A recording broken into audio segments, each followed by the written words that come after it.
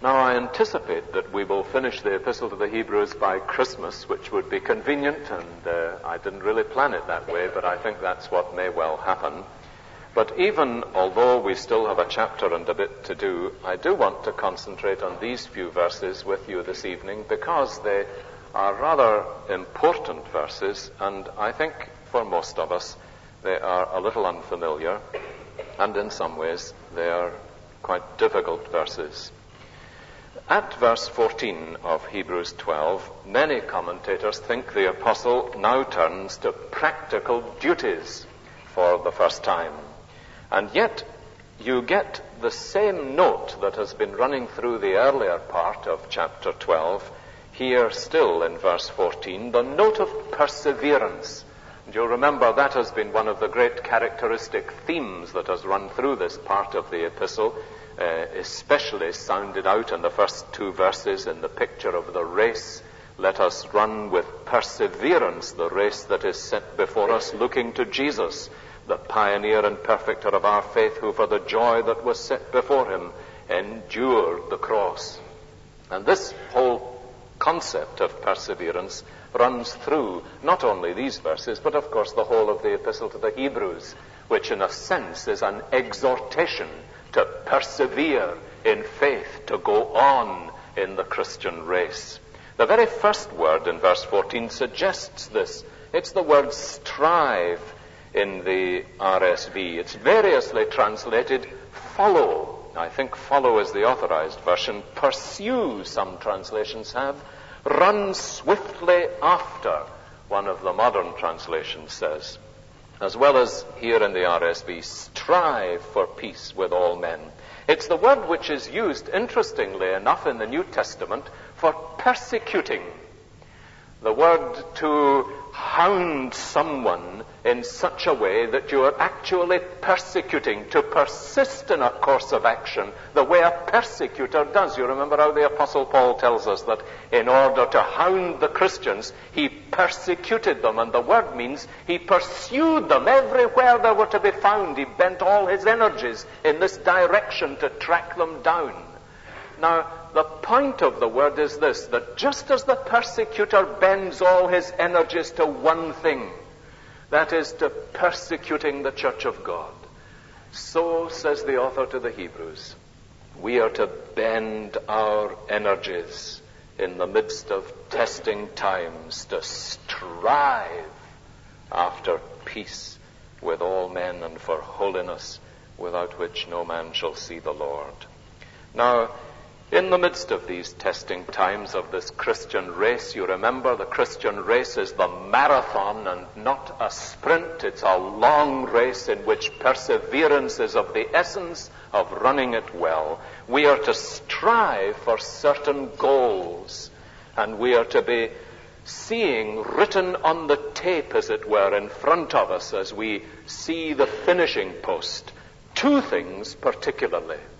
And we are to pursue them with the same concentration and the same zeal that the persecutors pursue their prey. And the two things that we are to pursue in this sense are peace, verse 14 at the beginning, and holiness halfway through.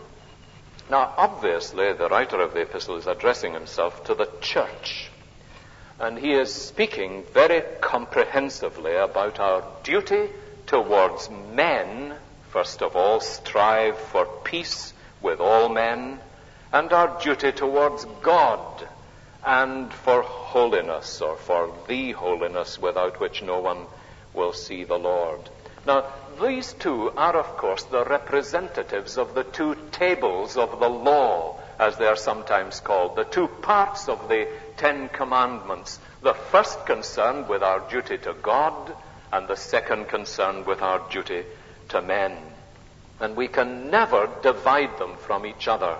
And peace with men and holiness before God are therefore two inseparable things, and they really represent very much more than simply peace and holiness. They are representatives of the whole of our duty to men, to one another, and to God.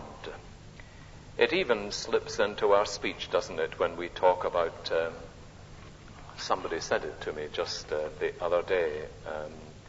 He came to see me about some difficulties he was having in relationships with someone else, and he said at the end of the interview, "We had a most unholy row." Now that's an interesting phrase we use, because you see, it brings together these two things, peace and holiness. And peace and holiness really are together in our life, in our behavior, in our character. Peace towards men and holiness towards God. Where disharmony and its effects appear between believers, it is a sure sign of unholiness in someone's life somewhere.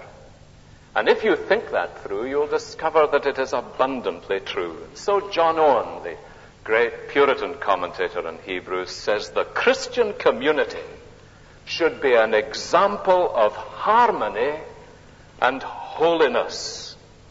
What the prayer book calls holy concord. Now that is the characteristic that ought to be seen in the Christian fellowship. Harmony and holiness. And you never find the one without the other. And the absence of the one betrays the absence of the other somewhere. Now that means, of course, and this is why it was so important to them in times of stress. They were living in days of stress, in a situation of stress within the Church of God. And in times of stress like that, one of the primary things that the devil will seek to destroy in a local church is harmony and concord. And he will do so by sowing seeds of dissension and tension. He will do so by sowing seeds of innuendo and gossip. Did you hear? Just for prayer, of course, just for prayer. But did you hear about so-and-so? And seeds of dissension and criticism of the wrong kind, and disharmony and suspicion begin to be sown. And the devil begins to destroy one of the basic characteristics of the Church of God, which is peace.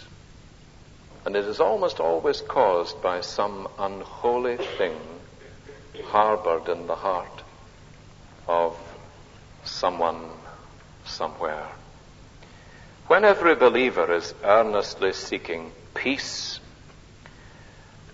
remembering Jesus' beatitude, "Blessed are the peacemakers," then much that is harmful in the family of God will disappear.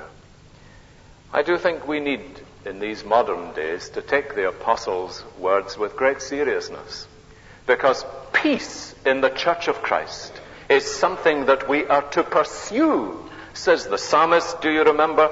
Seek peace in Psalm 34. Seek peace and pursue it. That is, go after it. Make peace one of your great aims and concerns. Peace with other men. Not peace at any price, very obviously, because this peace is allied to holiness. But peace which God means to rule in his family. I find it an appalling thing that one of the things many churches are known for, and evangelical churches are not excused from it, is the strife and dissension that goes on, and the bickering and criticism and gossip which takes place. And it's a very great evil, beloved, and something which we desperately need to bring before God and ask him to enable us to strive for peace with all men. Spurgeon says, if we would follow peace, commenting on this, or preaching on it anyway, I suppose, if we would follow peace, we must gird up our loins with the girdle of forbearance. We must resolve that as we will not give offense, neither shall we take offense. And if offense be felt, we must resolve to forgive. It does seem as if the reference may be wider than the church. That is, to all men. Strive for peace with all men. And that could be all men within the fellowship. That is, those you dislike, those you disagree with on a lot of things, as well as those you find it easier to get along with. Being gracious to those who would oppose themselves to you. And it is one of the greatest tests of Christian character. Our Christian character is really tested when we have difficult people provoking us. And you begin to ask then, how do I respond? That's when grace is really found to be present or absent in our hearts. I served for a time in the Presbytery of Irvine and Kilmarnock as the convener of a committee that was called the Superintendent's Committee. And my task was to go wherever there was some kind of problem or some kind of disagreement within a congregation and try to resolve it. And I went as the presbytery's deputy for this. I have never had such a miserable year, I suppose, in my life. I thought that this was a sinecure, although I suppose you're paid for a sinecure and it couldn't have been that, but I thought that there would be little to do. And yet I spent so much of my time going round congregation after congregation, and really what they needed was not the convener of a superintendent's committee, but a wrestling referee to hold them apart. It was quite an appalling thing to find. But you know, it can be so much more sinister than that. And what I want to say to you this evening is that it is always caused by unholiness somewhere. So we are to be devoted to one another within the Church of God. But of course our deepest devotion is the one which controls our devotion to one another, and that is our devotion to God in personal, practical holiness. Strive after that too, says the apostle. Now you will notice that the verb at the beginning of the sentence in verse 14 also governs the holiness without which no one will see the Lord, as well as the peace that we are to have with all men. Strive for peace with all men and for the holiness without which no one will see the Lord. Let me quote Spurgeon to you again. The cultivation of peace is a great aid to personal and practical holiness. Where discontent and envy and strife dominate the heart, piety is choked. A bitter spirit, says Spurgeon, is a poor companion for a renewed heart. Now, this holiness of life is something that we are actively to pursue. Do you notice these two things he exhorts them to do? Pursue peace, he says. Pursue peace with other people. That is, work at it. Don't just sit back if your nature is to be a carnaptious, difficult kind of person. Pursue it. If other people are not going to live in godly harmony with you, work at that, he says. Pursue it with all your being. And the other thing to pursue with your whole heart is holiness. Now you will notice the point of this. We have to set our life in such a direction that we actively cultivate godliness. In Scripture you see holiness of life, personal, practical holiness, as they call it at Keswick. And it was the basis on which the Keswick Convention was founded for teaching on personal, practical holiness. But personal, practical, biblical holiness is not an accidental phenomenon which turns up in some lives rather than others. It's not an accidental appearance that happens to be in a certain type of person from a certain kind of background. Personal biblical holiness is a harvest, beloved. That's what we need to grasp. And the apostle says, pursue it. Work towards it. Give your whole being towards this. Whatsoever a man soweth, that shall he also reap. And the apostle Paul is speaking about the harvest of godliness or ungodliness. You reap what you sow. And holiness is a fruit. The fruit of the Spirit is love, joy, peace, and so on. And these are the marks of biblical holiness.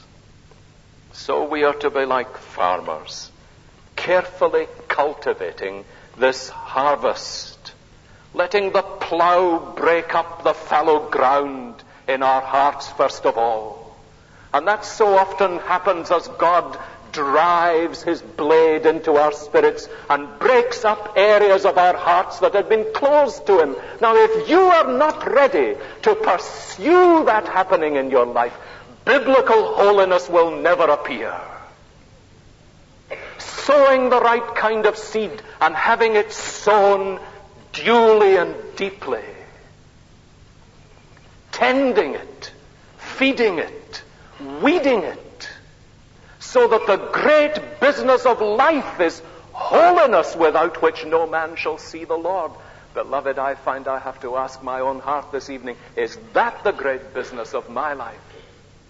And I say to you again, it's not just an accidental production which you suddenly find appearing in a field. No farmer goes out to his field to inspect it, and the man comes along and says to him, "What are you growing here?" He says, "I've really no idea." "What have you been doing?" "Nothing at all, but I'm just hoping."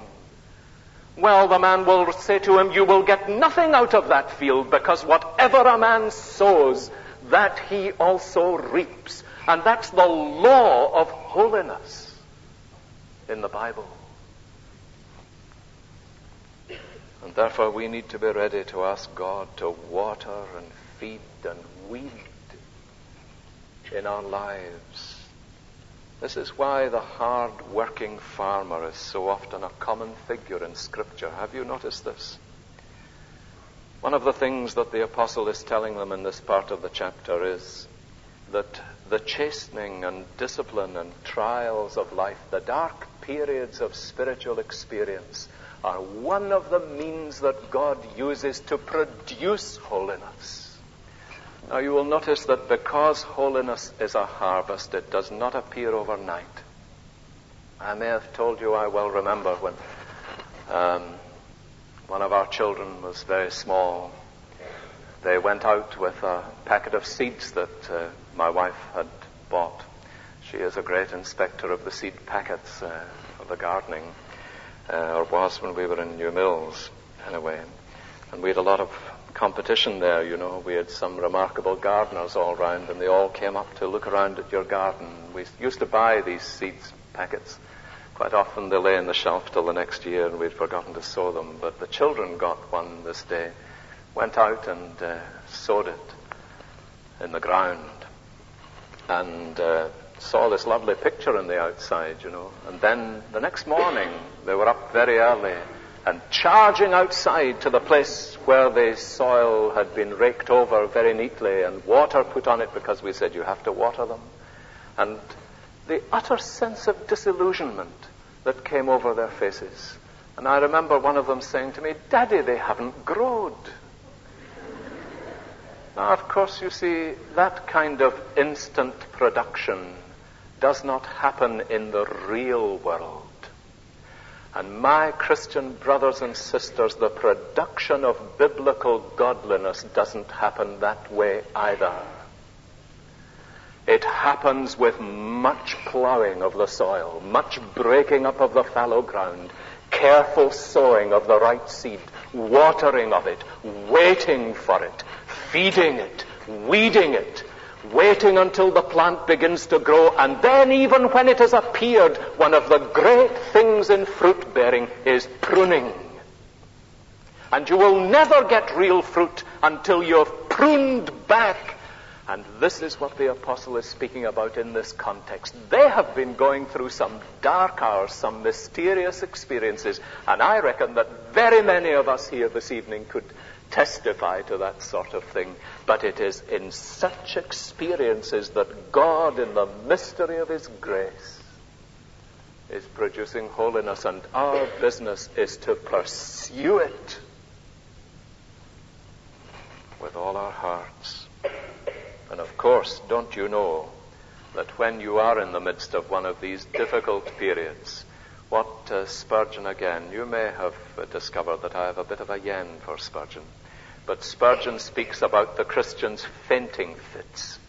And we have many fainting fits when we are weak and cast down, and when we find our spiritual knees going wobbly and we are in the dark. And precisely at that time, what does the devil do? He keeps you from attending the means of grace. That's the first thing he does. What's the point in going tonight?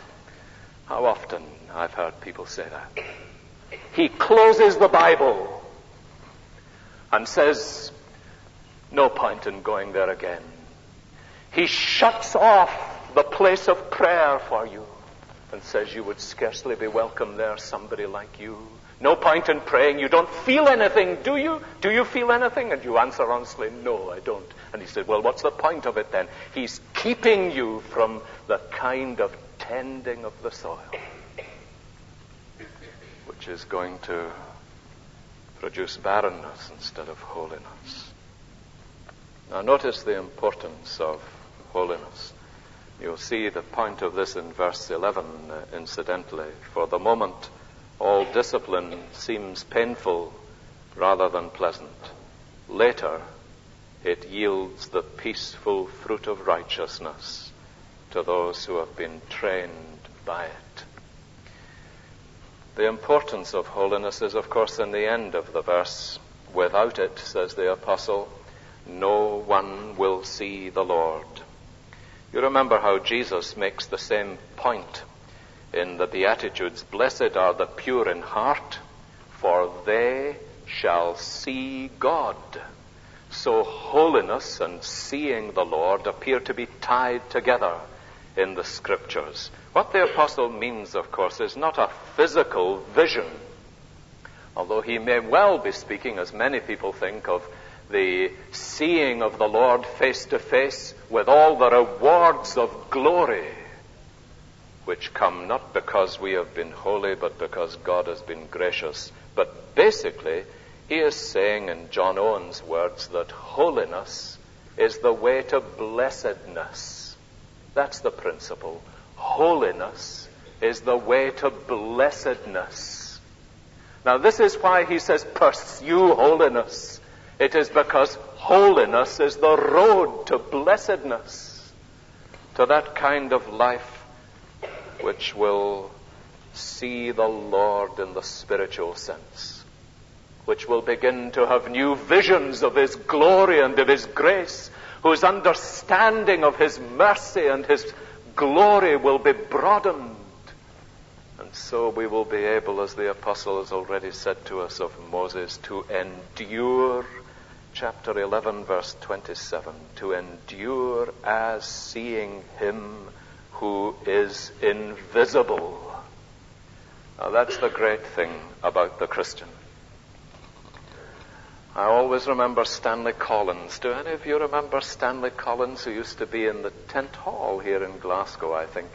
And he gave an address which I've never forgotten his points. They were so easy to remember. He said, the Christian is a man who does the impossible because he sees the invisible and hears the inaudible.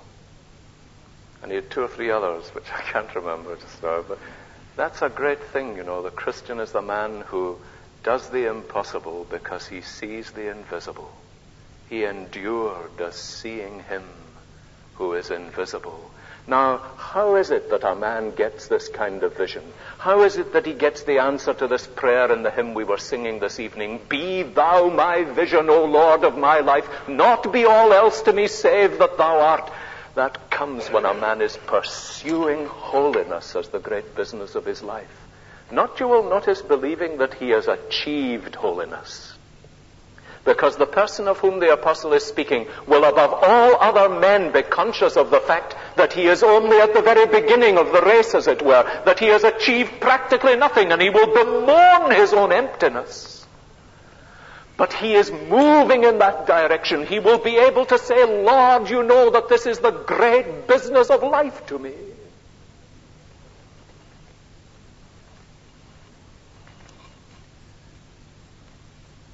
And it is as simple as this, you see. We will never begin to know the depths of all that God is.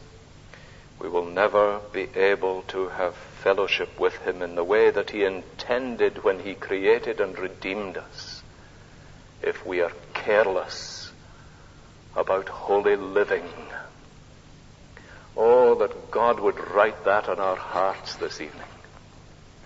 We will never come to know the depths of God's grace and the fullness of what fellowship was meant to be with him for us as his children, if we are careless of holy living. And it is a great victory, as John Owen writes, it is a great victory for the devil if he can make God's people careless of holiness. And this has a lot to do with the general theme of perseverance. So there is the principle. Holiness clarifies and deepens our vision of God. Unholiness of life distorts it. Now in verse 15, the apostle turns again to the question of the mutual spiritual care we ought to have for each other in the fellowship. Verse 15, see to it that no one fails to obtain the grace of God, and so on. This is a point you can easily miss in the translation. What the apostle is speaking about is the question of mutual spiritual care for each other in the fellowship. Now, the point is missed because in the RSV it's translated see to it. In the authorized version, looking diligently. And in various other ways in different translations, but none of them that I have seen takes up the real meaning of the Greek word. Interestingly, the word that's used for see to it is the same word that is used in 1 Peter 5, for example, for the oversight of the elder concerning the flock of God. So what he is urging us to do here is to exercise pastoral oversight. It's the word from which we get the word episcopal. And it's the word that's frequently translated in the New Testament, either bishop or elder. So it is pastorally care. Look upon people as a shepherd. It's the picture of Jesus who saw people as those having no shepherd, and he had compassion upon them. Now the apostle says, have this pastoral care among yourselves, so that no one fails to obtain the grace of God, or falls short, as some of the translations have it, of divine grace. Now, it is this whole matter of seeking, and again you can see how he is pressing them about the fellowship. It is this whole matter of having a pastoral heart for one another in the fellowship of the Lord's people. Here's something that I do long that God would really write deeply in our hearts. This great need that there is in every fellowship, that God may give to us, not just to the elders, who need it in an abundant sense, but to every one of us a pastoral heart for God's people amongst us, so that we cannot really come in here and look around upon one another without having a pastoral heart that goes out to one another. Now that, you see, is what really lies at the root of a caring fellowship, a caring family. It's not just that we notice somebody is there and we want to run after them like sheepdogs to bring them into the fold and get them there again. It is the care of a shepherd which looks for people and wonders how they are. You may even look at their faces, and behind their faces you will ask, what is there? What is the need there? Because I care for my brothers and sisters in Christ. It matters to me where they are with God.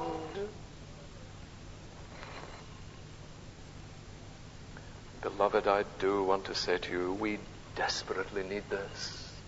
Does it really matter so profoundly to me where my brothers and sisters are with God? Does it become a burden on my spirit that some may not be going on with the Lord, that some may actually be going back? Do I see signs of encouragement here and there, and somebody is going on, and there is zeal for Christ, and I want to pray them on? It's that kind of pastoral care. See to it that no one fail to obtain the grace of God. Spurgeon, who else was saying, when I was having a look at him today, as you might be excused for concluding, Spurgeon says it means being on our watchtower for ourselves and our brothers, having a loving solicitude for the spiritual well-being of our fellow pilgrims. See, we really are called by God to answer that question, am I my brother's keeper? Well, what do you think? Are you? God's answer is, yes, you are. You are your brother's keeper. And when God brings us into a family and into a fellowship like that, He binds us together for that end, that we are our brother's keeper. Now, you will notice that this is a different thing from being interfering busybodies or Pharisaic fault finders. It is the loving concern of brothers and sisters who long for the highest in each other. You see, that qualifies the kind of peace that we look for. It's not the peace that belongs to a world of carelessness. It is the peace within the context of which we see the beauty of holiness in the family of God.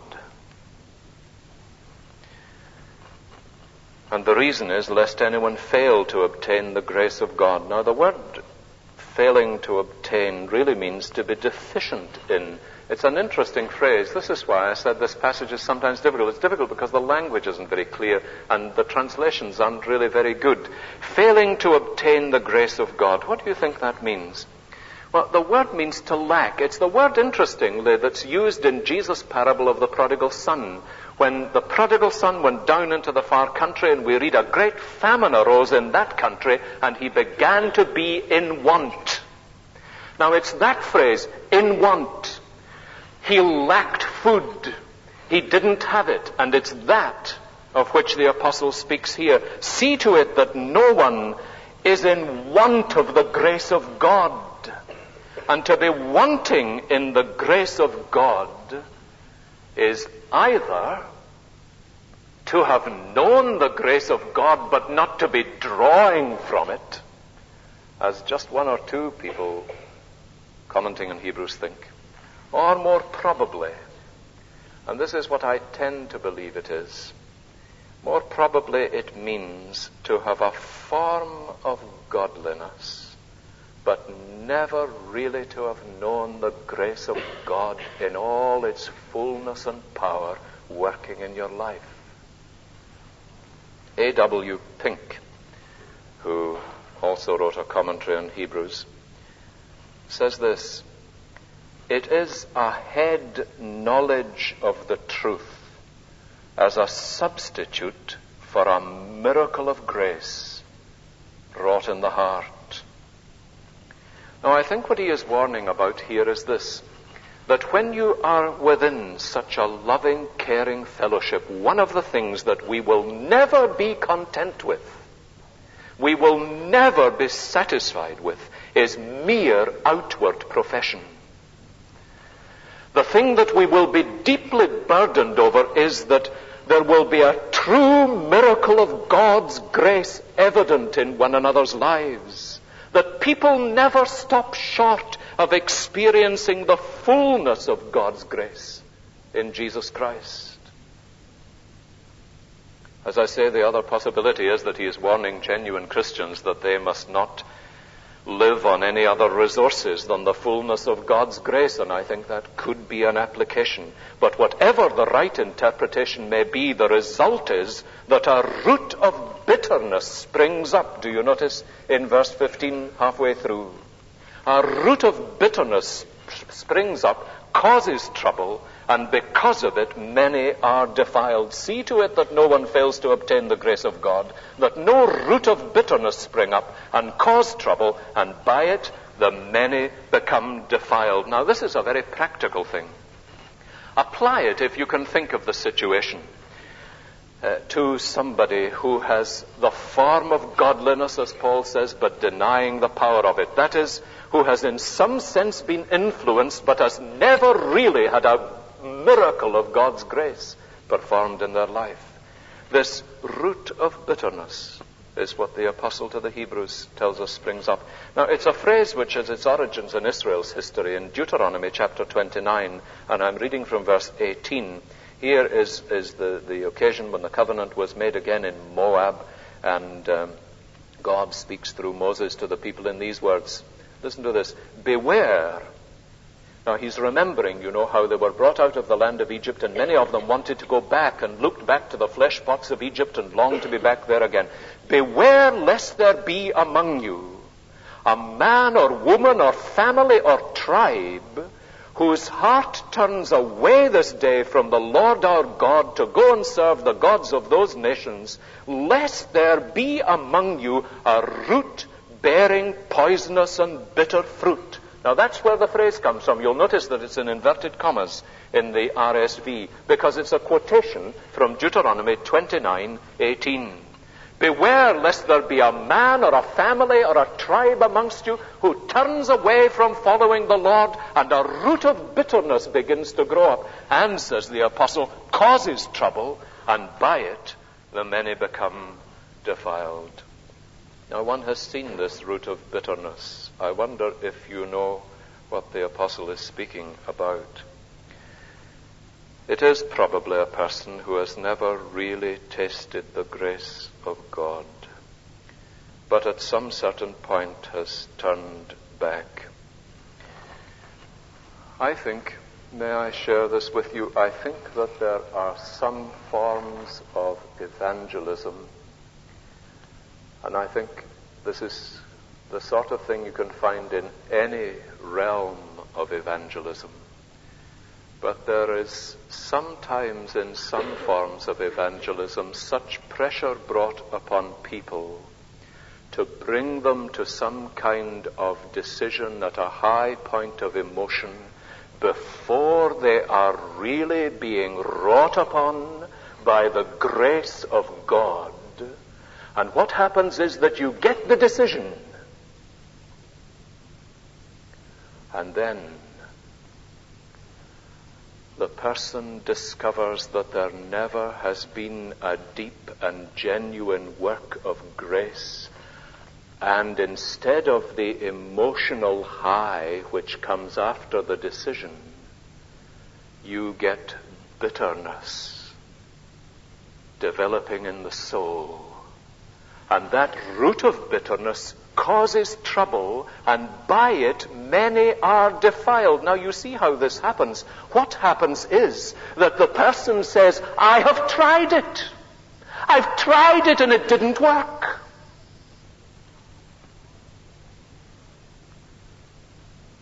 I remember a man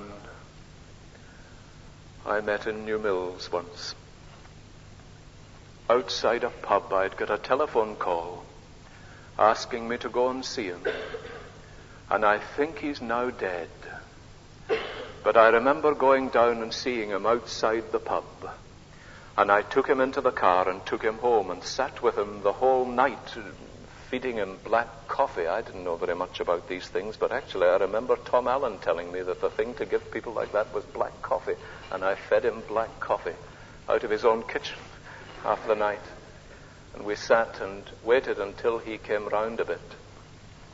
And he said to me, "You know, of course, my story." He said, "I became a Christian." And he told me the time and the place and the situation. And he said, "Everybody had me up on the platform the next night, telling them what had happened to me." And he said, "You know what had happened to me? Nothing." But he said, "I was under great pressure." And he said, "In my soul since then, there has been a growing hardness against God, and I'm further away from God than I've ever been in my life." Now, you will not mistake me to be saying that I don't believe in people being pressed to decide for Christ. I hope you know me better than that. But what I want to say to you, my dear friends, is that it is so important for us to be under the powerful ministry of the Spirit of God, giving us a sensitivity to where people are, and to know that our utter dependence is not upon our manipulation of people, but upon the grace and power of the Holy Spirit to bring people right through to taste the grace of God.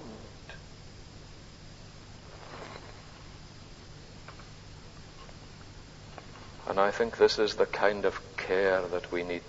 See to it, care for one another, that no one fail to obtain the grace of God.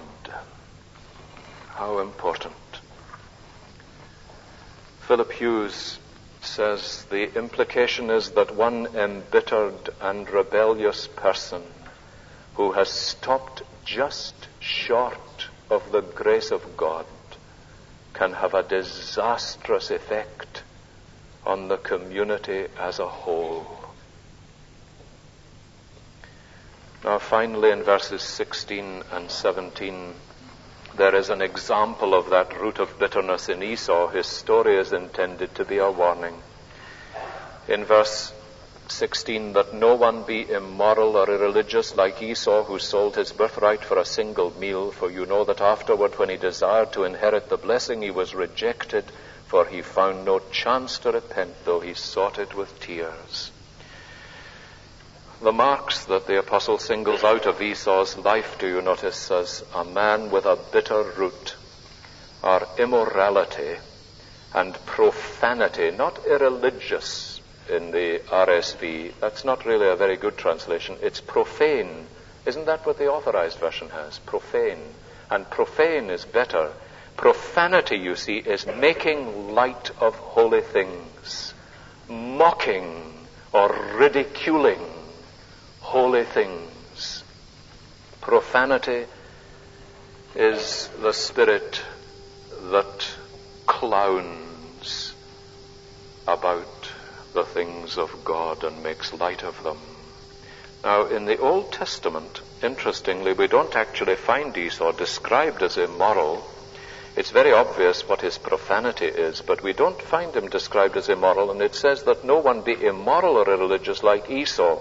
And I rather think the writer of the Epistle to the Hebrews is probably thinking about the two godless women that Esau took as wives. Do you remember that in Genesis 26? The two foreign wives who were the godless wives, Esau took, and he married both of them. And the writer of the epistle probably looks to that as an evidence of his immoral nature. But his profanity is seen in what someone has called his sacrificing of spiritual privileges for fleshly advantages. He looked with contempt, in other words, on the immense blessings associated with his birthright.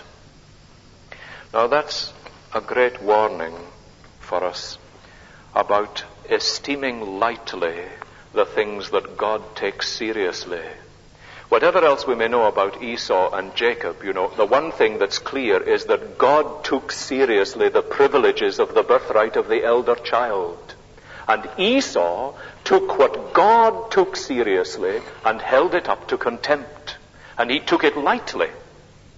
That's really what his profanity is in. And I say again, that's a real warning to us. Not just about the crude profaning of God's holiness and of holy things. Do you ever think that this is why the Bible tells us not to take the name of the Lord our God in vain? Because God's name is his character, which is his holiness, which God holds to be holy. And I sometimes shudder when I hear how people can lightly take God's name in vain. I think it's something we need to be careful about because it betrays something deeper.